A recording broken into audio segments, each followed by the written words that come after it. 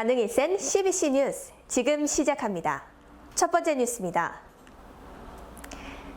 카카오는 2일인 오늘 신규 업데이트를 통해 프로필 영역을 개편했다고 밝혔습니다. 이번 업데이트를 통해 기존 화면의 절반만을 차지하던 프로필 배경 영역이 페이지 전체로 확대됐습니다.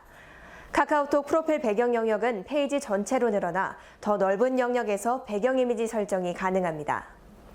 프로필 관리 버튼은 우측 상단에 배치됐고 하단 중앙에는 프로필 편지 버튼이 분리됐습니다. 변경할 프로필 이미지와 상태 메시지 등을 미리 보며 변경과 편집이 가능합니다. 또 기존의 카카오톡 치즈나 카카오톡 스토리 앱을 통해서만 설정할 수 있었던 움직이는 프로필 사진을 카카오톡 앱 내부에서도 직접 편집하고 적용할 수 있습니다. 앨범에 보유한 동영상 파일을 불러와 원하는 구간을 선택할 수도 있게 됐습니다. 음악으로 기분을 표현할 수 있는 프로필 뮤직도 크기와 형태에 따라 4가지로 다양화했습니다. 설정한 음악의 장르에 따라 6가지 종류의 애니메이션 효과를 제공하는 뮤직 플레이어도 제공합니다. 기존에는 상단 고정이었지만 이제는 자유롭게 위치를 선택해 배치할 수 있도록 바뀌었습니다. 이 밖에도 디데이 배지, 텍스트 말풍선과 스티커, 배경 효과 등으로 다양한 비주얼 아이템 등을 이용해 개인의 선호와 취향, 심리 상태 등을 반영해 프로필 영역을 꾸밀 수 있게 됐습니다. 카카오 관계자는 카카오 프로필은 이용자의 정체성을 나타내는 공간으로 자리매김해왔다며 프로필 영역을 저마다 색다르게 꾸미며 재미와 가치를 느낄 수 있을 것으로 기대한다고 밝혔습니다. 새 프로필 기능은 iOS와 안드로이드 카톡 버전 8.4.5 이상으로 업데이트 후 적용 가능하며 PC와 맥 버전에서도 확인할 수 있습니다. 다음 뉴스입니다. 국내 연구진이 터치스크린에 손가락이 닿는 위치와 힘을 동시에 인식할 수 있는 차세대 3D 터치 기술 개발에 성공했습니다.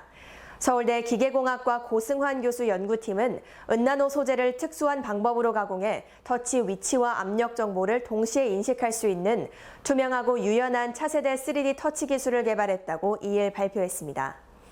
기존에 애플이 3D 터치를 시도했을 때 스마트폰의 작동 방식을 한 차원 높여줄 획기적인 개념으로 기대를 모았지만 센서의 정확도와 투명도, 유연성이 부족해 기대만큼 활용되지 못하고 있습니다.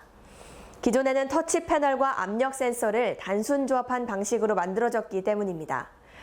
터치 패널과 압력 센서의 단순 조합 방식이 아닌 하나의 센서가 2가지 정보를 동시에 인식하는 새로운 소자 설계 기법으로 3D 터치 기술의 정확도, 투명도, 유연성을 크게 높이게 됐습니다. 터치스크린에 입력할 수 있는 정보의 차원을 한 단계 높인 3D 터치 기술의 활용도가 크게 늘어날 것으로 기대됩니다. 서울대 연구팀은 위치 인식과 압력 인식을 하나의 소자에 통합했습니다. 전극 표면에 레이저로 미세한 물결 모양을 만들어 압력을 감지하게 한 건데요. 손가락으로 센서를 누를 때 전극의 독특한 표면 형상이 압력을 전기 신호로 변환하게 만든 것입니다. 개발된 3D 터치 센서는 은나노 소재를 활용했습니다. 투명하고 유연한 기판 위에서 제작할 수 있는 소재이므로 곡면 디스플레이, 사람의 피부와 같은 휘어지는 환경에서 센서를 사용할 수 있습니다. 연구팀은 센서 구조에 따른 출력을 정확하게 예측하는 모델을 개발하고 섬세한 레이저 제어 기술로 목표한 패턴을 형성하는 기술을 개발하는 데 성공했습니다. 연구팀은 개발한 센서를 간단한 블루투스 모듈을 활용해 팔 피부에 부착한 뒤 손가락으로 누르는 힘을 조절해 3D 스프링, 높은 음자리표, 별 모양과 같은 다양한 3D 형상을 그려냈습니다. 연구팀은 이 기술을 개발하는 과정에서 레이저 열 모세관 유동에 의한 전극 표면 형태, 구조 형상과 센서 출력 간의 관계를 엄밀한 물리 모델을 사용해 성공적으로 예측했으며 이러한 접근법은 향후 센서 연구 및 미세 열 전달 연구 분야에서 큰 파급력을 가질 것으로 기대했습니다. 고승환 교수는 이 연구는 은나노 소재에서 레이저 공정을 적용해 기존 기법으로 만들어낼 수 없는 미세 물결 구조를 형성한 것이라며 이러한 구조의 투명하고 유연한 3D 터치는 앞으로 각광받을 곡면 디스플레이, 웨어러블 전자기기의 혁신적인 입력 장치로 활용될 것으로 기대된다라고 연구의 의의를 설명했습니다. 이 연구는 과학기술정보통신부와 한국연구재단 기초연구사업의 지원으로 수행됐습니다. 논문은 네이처 커뮤니케이션스에 6월 13일 게재됐습니다. 다음 뉴스입니다. SK텔레콤이 지난 5월 5G 이동통신 가입자를 32만 명가량 늘리며 경쟁사인 KT와 LG U+를 앞지르고 점유율 1위를 차지했습니다. 이일 과학기술정보통신부와 통신업계에 따르면 지난 5월 말 기준 국내 5G 가입자는 약 78만 4천여 명으로 전월 말 27만 1,668명의 2.9배에 달했습니다.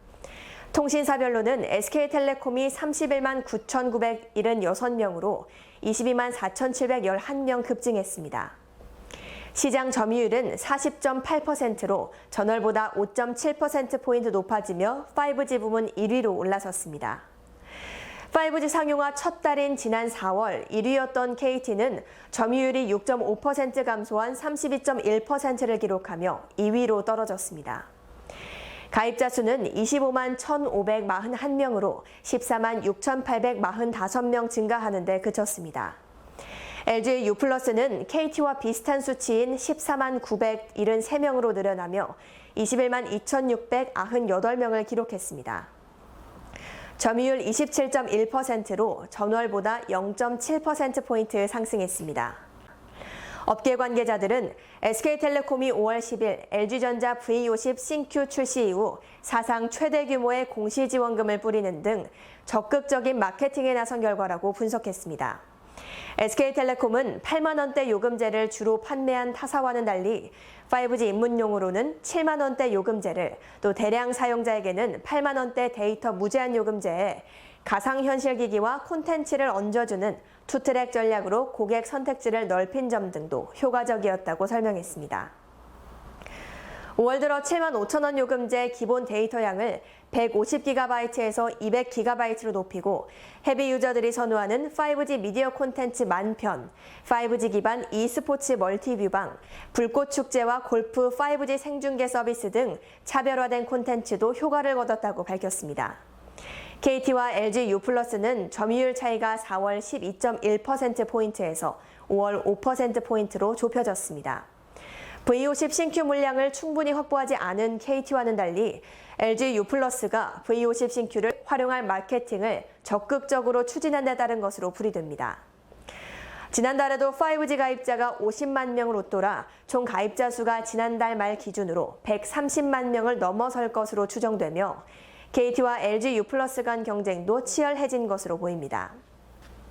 업계 관계자는 5G 속도와 커버리지를 놓고 신경전을 벌인 KT와 LG U+가 이달에도 2위 경쟁이 치열하게 벌일 것으로 보인다며, 다만 이달 갤럭시 폴드 등 신규 5G 단말 출시 여부가 불투명한 점은 경쟁을 완화시킬 수 있는 요인이라고 말했습니다.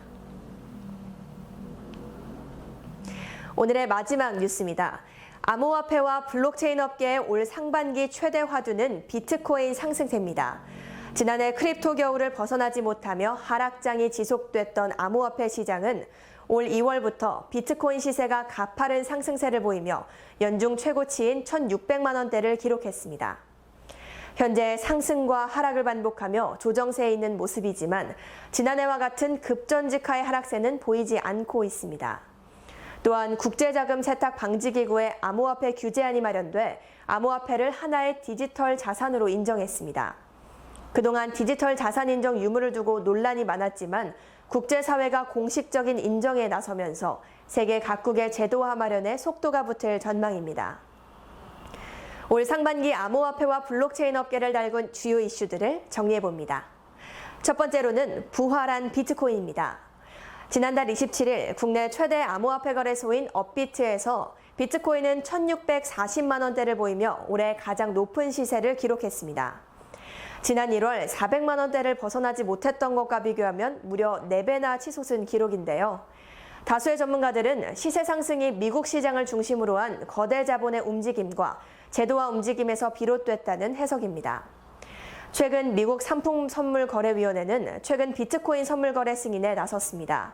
비트코인의 선물거래를 가능케 해 기관 투자자들이 시장에 본격적으로 진입할 수 있는 길을 마련했습니다. 올 하반기 공식 출범을 예고한 뉴욕 증권거래소의 모회사인 인터컨티넨탈 익스체인지의 암호화폐 선물거래소 벡트도 시장에 상당한 파급력을 가져다 줄 것으로 보입니다. 미국의 대표 자산운용사 피델리티 역시 비트코인 거래가 가능한 서비스를 선보였는데요. 기관 투자자들의 시장 참여에 대비한 분주한 움직임을 보이고 있습니다. 월가 출신의 암호화폐 애널리스트로 명성을 떨치고 있는 렉스 카이저는 최근 비트코인의 상승세가 지속돼 단기간 3만 달러까지 바라보고 10만 달러에 이르는 것도 시간 문제라고 주장했습니다. 비트코인 대세론에 대한 강한 확신입니다. 두 번째 주제로는 국제자금 세탁 방지 기구인 FATF의 가이드라인과 제도권 발판입니다.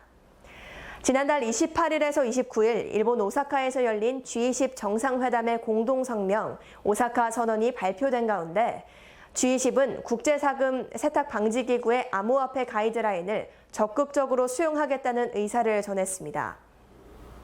오사카 선언에는 암호화폐가 기존의 금융인프라의 발전은 물론 경제 전반의 이익을 가져다 준다고 명시했습니다. 특히 보안 위협 등 여러 리스크가 있지만 전체적인 맥락에서는 글로벌 금융 안정성에 위협을 주지 않는다는 인식입니다.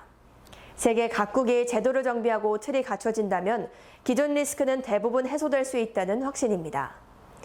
이러한 흐름에 세계 각국이 암호화폐 거래소 등록제 시행을 예고하고 있습니다. 국내 암호화폐 거래소들은 등록제 도입이 전체적인 측면에서 시장 활성화에 기여할 것이라는 전망이지만 정부 당국의 부정적인 시그널을 배제할 수는 없다는 우려입니다. 만약 대형 거래소 몇 개를 제외하고 나머지 거래소들을 시장에서 전부 퇴출시킨다면 시장 혼란은 물론 블록체인 업계에도 대형 악재가 된다는 시각입니다. 등록제 시행 여부는 실명 계좌 발행 여부가 핵심 사항으로 적용할 것으로 보입니다. 현재 실명 계좌 운영이 가능한 국내 거래소는 업비트, 빗썸, 코인원, 코빗 등 4개 거래소에 그치고 있습니다. 세 번째 주제로는 페이스북 암호화폐 리브라의 등장입니다. 지난달 19일 페이스북이 암호화폐 리브라 프로젝트 백서를 발표해 관련 업계를 들썩였습니다.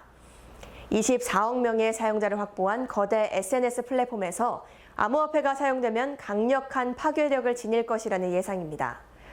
리브라 프로젝트는 가치가 고정된 스테이블 코인으로 메신저 왓츠앱을 통해 우선적으로 개인 간 송금에 쓰일 계획입니다. 정식 출시는 내년인데요. 리브라는 디지털 월렛 칼리브라에 보관할 수 있습니다. 일반 메시지를 주고받는 것처럼 암호화폐 입출금이 매우 간편하다는 설명입니다. 그간 은행 서비스에 접근하기 힘든 금융 낙후국에서 리브라의 쓰임새가 돋보일 것이라는 기대입니다. 다만 전통 금융시장에서는 리브라가 큰 힘을 가지게 되면 기존의 생태계를 혼란에 빠뜨릴 수 있다며 경계하는 목소리도 커지고 있는 상황입니다. 제롬 파월 미국 연방준비제도 이사회 의장은 페이스북 리브라는 새롭고 혁신적인 상품이지만 주의할 대상이라며 금융시장과 소비자 보호 측면에서 높은 수준의 규제 기준을 적용하겠다고 경고 사격에 나선 상황입니다. 네, 오늘 오후 5시 라이브 뉴스와 현장은 여기까지였습니다. 알찬 내용이 있으셨다면 좋아요와 구독 눌러주시고요. 지금까지 반응이 센 CBC 뉴스 홍시연이었습니다. 시청해주신 여러분 고맙습니다.